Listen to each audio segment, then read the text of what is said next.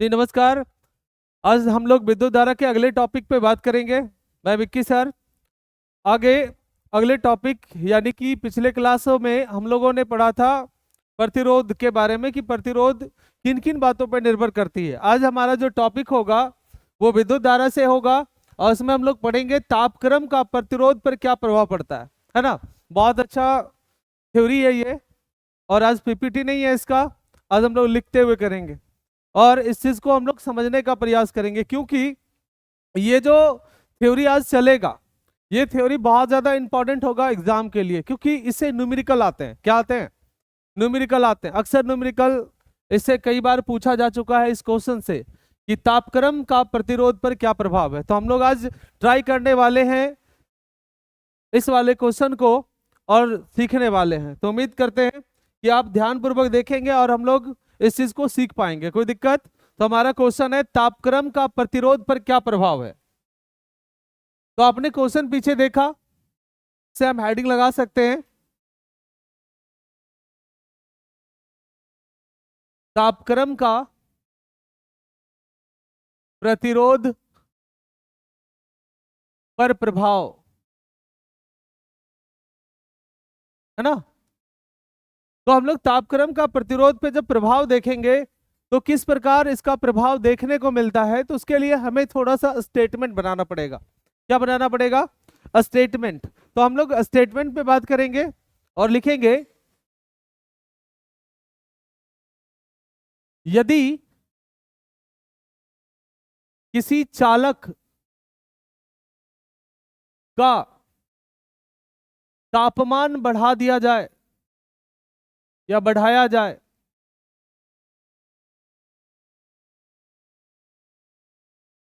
बढ़ाया जाता है तो इसके प्रतिरोध भी क्या होते हैं? बढ़ जाते हैं।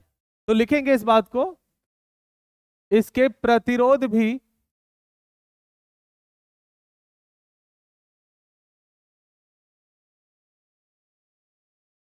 इसके प्रतिरोध भी बढ़ जाते हैं तथा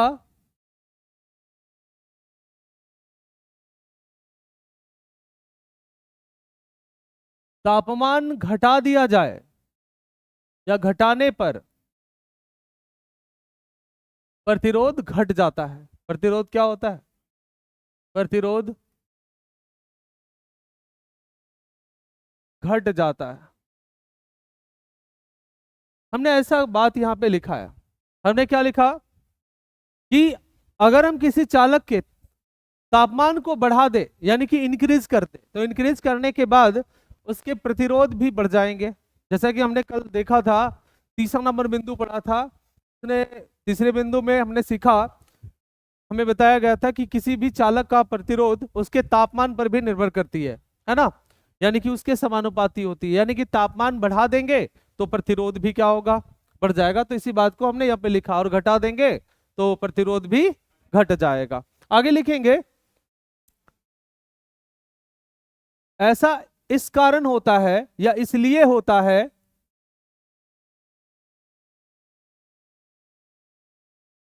क्योंकि जब तापमान बढ़ते हैं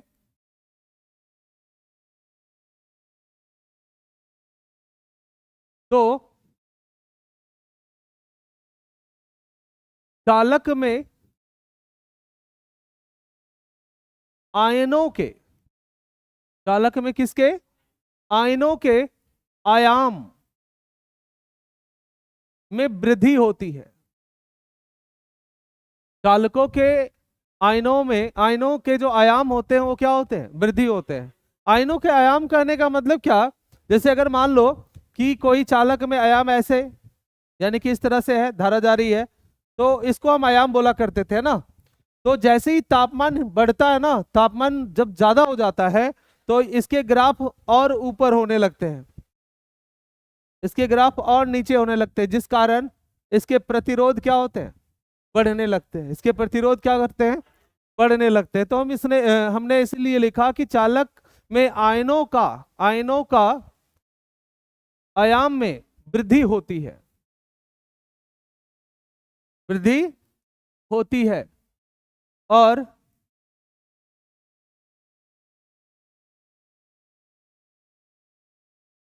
आयनों तथा इलेक्ट्रॉनों के मध्य, किसके मध्य? आयनों तथा इलेक्ट्रॉनों के मध्य टक्करों की संभावना, टक्करों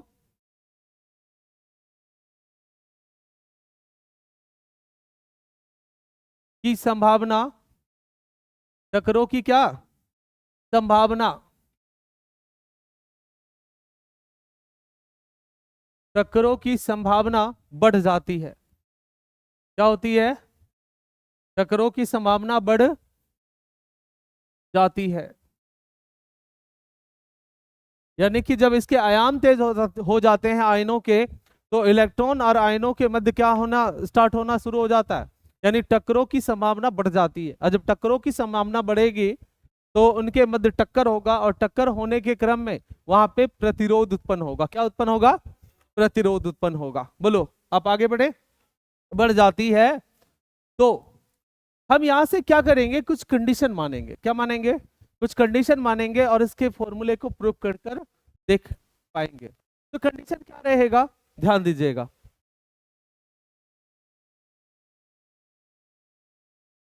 हमें क्या करना है, थोड़ा फोकस करना है बस। यहां पे लिखते हैं माना कि जब चालक का तापमान, जब चालक का क्या तापमान T1 होता है, जब चालक का तापमान क्या होता है T1 होता है, तो उसका प्रतिरोध या उस समय का प्रतिरोध, ऐसे भी लिख सकते हैं, उस समय का प्रतिरोध R1 होता है। कितना होता है? R1 होता है। तथा जब चालक का तापमान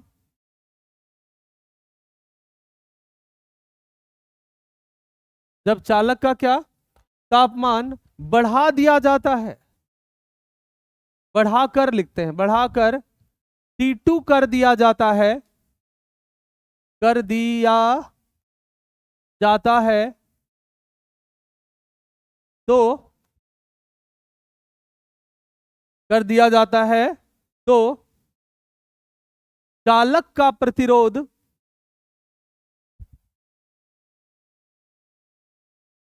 चालक का प्रतिरोध R2 हो जाता है। क्या हो जाता है? इसका मैंने पीपीटी इसलिए नहीं बनाया क्योंकि अगर पीपीटी बनाता तो फिर मजा इस थ्योरी का नहीं ले पाते आप। बात समझ में आया? इसलिए हमने इस चीज को लिखना ही बेहद पसंद किया, और लिखकर समझना बेहद ही और भी आसान होता है। ठीक है, तो ध्यान देना है। हमने क्या लिखा कि माना कि जब चालक का तापमान कितना रहा था T1, कितना रहा था T1, तो T1 जब तापमान रहा था तो उस समय उसका प्रतिरोध क्या बना हमारे पास? R1 बना, है ना। और जैसे ही हमने चालक का तापमान बढ़ा दिया, जैसे ही हमने चालक का क्या किया तापमान बढ़ा दिया, तो तापमान बढ़ाना कितना बढ़ाया? T2 किया। कितना किया? T2 किया। तो उस वक्त उसका प्रतिरोध क्या बढ़कर हो गया? R2 हो गया। तो भाई ताप का कुछ ना कुछ तो अंतर होगा ना, प्रतिरोध का कुछ ना कुछ अंतर होगा ना। तो हमें यहाँ प्रतिरोध का अंतर निकालना होता है। किसका अंतर निकालना होता है? प्रतिरोध का। क्योंकि ऐसा इसलिए क्योंकि हमने जब देखा कि T1 पर इसका प्रतिरोध जो था वो R1 था, और T2 पर कितना हो गया? R2 हो गया। तो हमें प्रतिरोध का अंतर निकालना होता है। तो हम यहाँ पे लिखेंगे प्रतिरोध R2 हो जाता है, तो ध्यान देना है, प्रतिरोधों का या प्रतिरोधों के अंतर का मान, प्रतिरोधों के अंतर का मान, ध्यान से देखना है, यह स्टेटमेंट इसके फॉर्मूले को जनरेट करेगा। प्रतिरोधों के अंतर का मान प्रारंभिक प्रतिरोध तथा तापमान के अंतर का, तापमान के अंतर का या अंतर के, तापमान के अंतर के गुणनफल के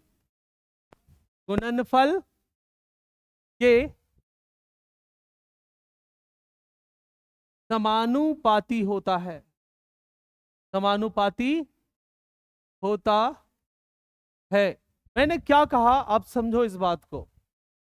मैंने ये कहा कि जब हम इस प्रकार से T1 के टाइम अगर प्रतिरोध R1 देखें और जैसे ही हम उसका तापमान टेम्परेचर बढ़ा दे, T2 कर दे, तो उस समय हमारा प्रतिरोध क्या आ जाएगा, R2 हो जाएगा। तो हमें यहाँ पे प्रतिरोधों के मध्य अंतर निकालना है। क्या निकालना है, अंतर। और जब हम अंतर निकालेंगे प्रतिरोधों के मध्य, तो हमें उसका जो मान है वो कैसे लिखना पड़ेगा, उनका जो मान है हमें इस प्रकार लिखना पड़ेगा कि प्रतिरोधों का जो अंतर का मान होगा, प्रारंभिक प्रतिरोध कितना, R1, प्रारंभिक प्रतिरोध R1 तथा किसके, तापमान के अंतर के गुणनफल को, यानी कि प्रारंभिक प्रतिरोध R1 को और तापमान के अंतर के गुणनफल के हम क्या कर सकते हैं, समानुपाती कर सकते हैं। अर्थात करके हम लिख सकते हैं अगले पेज पर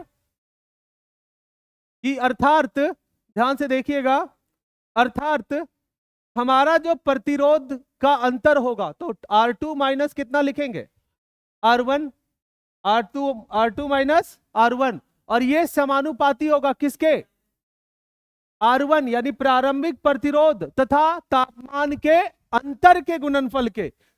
यानी कि हम यहां पे क्या कर सकते हैं, T2 माइनस क्या, T1, और ये दोनों आपस में गुना में भी आ गया, नहीं आया। तो हमने यहां से क्या देखा कि R2 माइनस R1 समानुपाती है किसके, R1 into T2 minus T1 के, राइट ना। अगर आप चाहो तो आप समानुपाती को क्या कर सकते हो, हटा सकते हो, है ना। आप समानुपाती को क्या कर सकते हो, हटा सकते हो। तो हम लोग हटाएंगे पहले समानुपाती को। अगर मैं R2 माइनस R1 इसको लिखूं तो समानुपाती जब टूटेगा तो क्या आएगा, बोलो, एक नियतांक आएगा, और नियतांक के रूप में जो आएगा ना वो अल्फा आएगा। कैसा आएगा, अल्फा, ठीक है, इसको अब अल्फा बोलना है। ये समानुपाती था, लिख देता हूं इंडिकेट करके, क्या था, समानुपाती, और ये क्या है, अल्फा, ठीक है, इसके बारे में लिखेंगे। यहां पे हो जाएगा अल्फा इंटू R1, और ये हो जाएगा T2 माइनस कितना, T1। कोई दिक्कत है। और यहां से आपके पास एक फॉर्मूला बनेगा, क्या बनेगा, एक फॉर्मूला बनेगा। आप यहां पे इसको फॉर्मूला कह सकते हैं, और आप यहां पे इसको इंडिकेट कर सकते हैं अल्फा को, कि अल्फा को ना क्या बोलते हैं, समानुपाती नियतांक बोलोगे, ऐसा नहीं बोलेंगे। इस अल्फा को बोलेंगे प्रतिरोध गुणांक, प्रतिरोध गुणांक, क्या बोलेंगे इसको, प्रतिरोध गुणांक। किसको, अल्फा को प्रतिरोध गुणांक कहेंगे इस चीज को। चलो ध्यान देना जरा सा। अब आगे हम बात करें, इसको पढ़ेंगे क्या चीज से, इसको अल्फा पढ़ेंगे। क्या पढ़ेंगे, अल्फा, क्या पढ़ेंगे, अल्फा। और यहां से हम इसको कह सकते हैं समीकरण संख्या कितना, एक। हमें यहां से दो चीजें पूछे जा सकते हैं, कितनी चीजें, दो चीजें। क्या क्या पूछे जा सकते हैं, अल्फा का मान, किसका मान, अल्फा का मान, यानी कि प्रतिरोध गुणांक का मान, कि प्रतिरोध गुणांक का मान क्या होगा, राइट। या तो आपसे और भी मान पूछ सकते हैं कि R2 का मान क्या होगा, है ना। तो हमारे पास अगर एक फॉर्मूला है तो हम सारा काम कर सकते हैं, राइट, कर सकते हैं ना। तो लिखते हैं समीकरण किससे, एक से। ध्यान देना है आपको, लिखेंगे समीकरण एक से। अगर हम समीकरण एक से चले तो समीकरण एक में हमारा क्या है, R2 माइनस R1 बराबर है अल्फा, है ना, और ये लिख सकते हैं R1, और T2 माइनस T1 को हम क्या डेल्टा T लिख सकते हैं? नहीं, एक काम कर लेते हैं, जहां करके हम आपको इंडिकेट कर देते हैं इस बात को कि जहां डेल्टा T को हम क्या बोलते हैं, T2 माइनस T1, ऐसा भी तो लिख सकता हूं ना भाई, ध्यान से देखिए।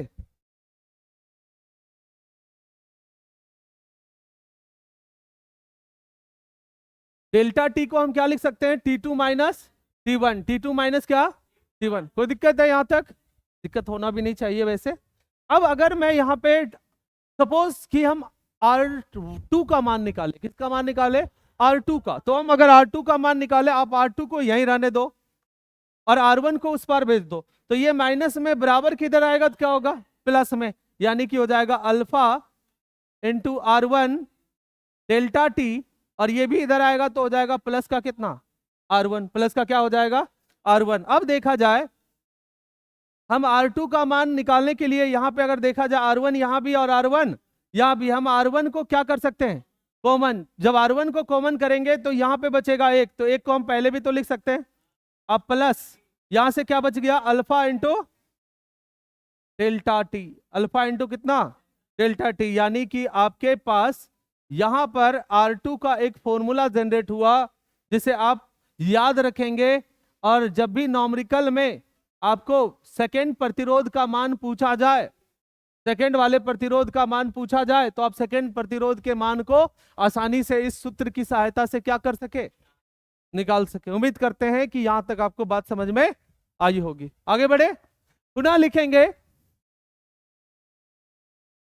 पुनः चलेंगे और लिखेंगे पुनः समीकरण किससे, एक से, समीकरण किससे, एक से। इसका थोड़ा थिकनेस कम करने दीजिए।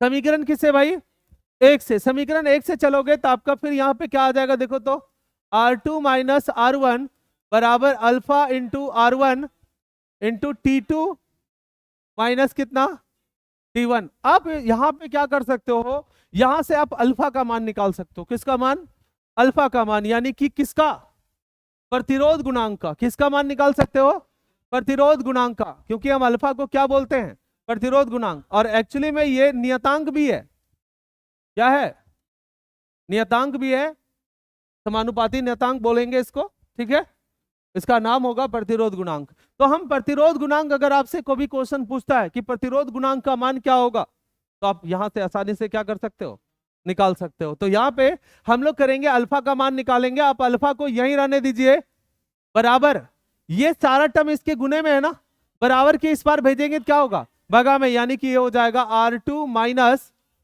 R1 बटा कितना, R1 into T2 minus T1, right. आप यहां भी इसको क्या कह सकते हो, फॉर्मूला। उम्मीद करता हूं कि समझ में आ रहा होगा। बढ़े आगे, है ना, बस आगे बढ़ेंगे। आप चाहो तो T2 माइनस को आप इस फॉर्मेट में लिख सकते हो डेल्टा T, तो या करके आप यहाँ पे एक और फॉर्मूला जनरेट कर सकते हो इसी का छोटा रूप का, कि R2 माइनस R1 बटा R1 इंटू डेल्टा T, ऐसा भी आप लिख सकते हो। कोई दिक्कत है तो आप ऊपर वाला फॉर्मूला बोल लो या नीचे वाला फॉर्मूला बोल लो, दोनों फॉर्मूला सेम है। उम्मीद करता हूं कि यहां तक बात समझ में आई होगी, राइट। अब आएंगे हम लोग इसके एसआई मात्रक पे बात करेंगे कि इसका एसआई मात्रक क्या होगा। कल भी हमने एसआई मात्रक आपके लिए होमवर्क छोड़ा था, उम्मीद करते हैं कि शायद बना होगा, क्योंकि अभी तक किसी भी प्रकार का पता नहीं चला है, कोई कमेंट नहीं आया बना या नहीं बना। तो आप करिए तो फिर हम बताएंगे। आगे बढ़िए। अगर मैं इसके मात्रक की बात करूं, इसका एसआई मात्रक होगा, अगर मैं एसआई मात्रक की बात करूं तो एसआई मात्रक आराम से क्या कर सकते हैं, निकाल सकते हैं। कैसे निकालते हैं, ध्यान देना, हमें निकालना है किसका, अल्फा का एसआई मात्रक। तो भाई एक बात बताओ, प्रतिरोध में प्रतिरोध घटेगा, बचेगा क्या, प्रतिरोध, क्या बचेगा, प्रतिरोध। चलो लिख के दिखाते हैं, प्रतिरोध में प्रतिरोध घटेगा तो क्या बचेगा, प्रतिरोध, तो ऊपर बचा प्रतिरोध बटा, यहां पे भी है क्या, प्रतिरोध, गुना में ये डेल्टा टी है। क्या है? डेल्टा टी है। और डेल्टा टी समय नहीं है, तापमान है। ये क्या है? ये जो आपका टी है ये तापमान है। ये दोनों क्या है आपके? तापमान। इसको समय बोलने का भूल बिल्कुल भी ना करें, जैसा कि अभी किया गया। राइट, ये समय नहीं है। और तापमान का ऐसा ही मात्रक क्या होता है? केल्विन, है ना, जिसको क्या चीज से सूचित करते हैं? के से। तो यहाँ पे हम कह सकते हैं कि इसका ऐसा ही मात्रक क्या होगा? केल्विन। हिंदी में भी लिख सकते थे और यहाँ पे के भी लिख सकते, कोई दिक्कत? अब आगे बढ़ो। प्रतिरोध का ऐसा ही मात्रक हम जानते हैं क्या होता है? ओम बटा ओम, और इनटू में क्या होगा? केल्विन। राइट, तो ओम से ओम खत्म हो जाएगा, आपके पास क्या बच जाएगा? 1/केल्विन। तो आप कह सकते हो कि इसका ऐसा ही मात्रक 1/K यानी कि केल्विन होता है। डिग्री सेल्सियस नहीं होता, तो हम डिग्री सेल्सियस में भी कह सकते हैं। या तो आप इसको सीधा करके लिख सकते हो, K का क्या? इनवर्स, यानी कि ये होता है। उम्मीद करता हूं कि यहां तक बात समझ में आई होगी। आप आराम से देख सकते हो इस बात को। बात समझ में आई क्या? पक्का? इस पे एक न्यूमेरिकल दिया जाए, इस पे एक न्यूमेरिकल दिया जाए। इसके न्यूमेरिकल कैसे पूछे जाते हैं? कोई दिक्कत? चलिए एक न्यूमेरिकल पे बात करते हैं। 1 मिनट, कुछ समय दीजिए मुझे। जी हाँ, मिल गया। बोलता है क्या, एक क्वेश्चन आपके लिए। चांदी के किसी तार का प्रतिरोध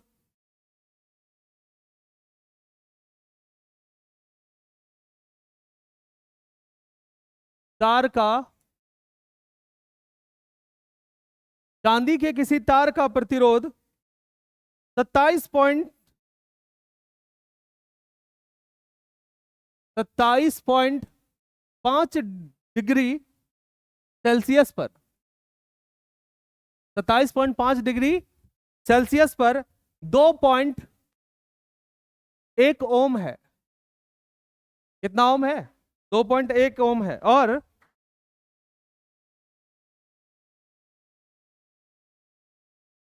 100 डिग्री सेल्सियस पर 2.7 ओम है। कितना ओम है? 2.7 ओम है। तो प्रतिरोधकता के ताप गुणांक का मान क्या होगा? तो ताप गुणांक का मान क्या होगा? ताप गुणांक का मान क्या होगा? ऐसा पूछा जाएगा। क्या बन सकता है? नॉर्मल क्वेश्चन है। बोलता है चांदी के किसी तार का प्रतिरोध 27.5 डिग्री सेल्सियस पर इतना है और 100 डिग्री सेल्सियस पर 2.7 ओम है। तो आपसे ताप गुणांक का मान पूछता है, यानी ताप गुणांक बोले तो अल्फा। किसका मान? अल्फा का मान पूछता है। और हमने पिछले ही टॉपिक में अल्फा का मान निकाला है कि अल्फा बराबर R2 - R1 upon R1 into delta T. या तो अल्फा बराबर ये वाला R2 - R1 बटा R1 इंटू T2 माइनस कितना? T1। हम इस वाले सूत्र का यहाँ पे प्रयोग कर सकते हैं। तो सबसे पहला नंबर बात, अपना काम क्या रहेगा कि सबसे पहले अब उन चीजों को लिखे जिन चीजों को दिया गया है। तो हम यहाँ पे लिखेंगे दिया गया है कि, क्या दिया गया है सुनिए। आपका यहां पर दिया हुआ है T1 का मान। किसका मान? T1 बराबर 27.5 डिग्री सेल्सियस पर प्रतिरोध कितना है भाई? प्रतिरोध का मान दिया हुआ है 2.1 ओम, यही ना दिया हुआ है। दूसरा T2 का जो मान दिया हुआ है 100 डिग्री सेल्सियस पर 100 डिग्री सेल्सियस पर प्रतिरोध का जो मान है, प्रतिरोध का जो मान है वो कितना है? 2.7 ओम। राइट ना? आपको निकालना है अल्फा का मान। किसका मान? अल्फा का मान। तो आप अल्फा के मान को आसानी से क्या कर सकते हो? निकाल सकते हो। उम्मीद है हमें निकाल सकते हो। तो हम जानते हैं ना कि अल्फा यहाँ पे लिख सकते हैं। हम जानते हैं कि, क्या जानते हो भाई, कि अल्फा बराबर अभी जस्ट पढ़ा R2 - R1 बटा R1 into T2 minus T1 ऐसा होता है। इसके जगह पे वैल्यू पुट करी जाए तो क्या मिलेगा? चलिए वैल्यू पुट करके देखते हैं। तो वैल्यू अगर हम पुट कर दे तो यहाँ पे हो जाएगा अल्फा बराबर R2 का जो वैल्यू है वो कितना है? 2.7 माइनस R1 का मान कितना है? 2.1 अपॉन R1। R1 का मान फिर से कितना लिखेंगे? 2.1 into T2 minus T1। T2 minus क्या? T1। T2 का मान 100 डिग्री सेल्सियस माइनस कितना? 27.5 डिग्री, है ना। जब इसका आप कैलकुलेशन करोगे तो कुछ ना कुछ आंसर आएगा ना। तो अल्फा का कुछ ना कुछ आंसर आएगा। आप करेंगे कैलकुलेशन खुद से, मैं नहीं करूंगा। और इसका एसआई मात्रक साथ में लिखेंगे। तो एसआई मात्रक को हम क्या लिखेंगे? केल्विन का इनवर्स। केल्विन का क्या लिखेंगे? इनवर्स। और यहाँ पे हम क्या कर देंगे? आंसर। उम्मीद करता हूं कि कैलकुलेशन आप कर सकते हो। ठीक है, तो आज के लिए बस हमारा यहीं तक टॉपिक रहेगा। और उम्मीद करता हूं कि आज का जो टॉपिक पढ़ाया गया आपको अच्छी तरह से समझ में आया होगा। आप इसका अच्छी प्रकार से रिवाइज करेंगे और अपना नोट्स तैयार कर लेंगे। आज के लिए बस इतना ही। धन्यवाद। मिलेंगे अगले क्लास में।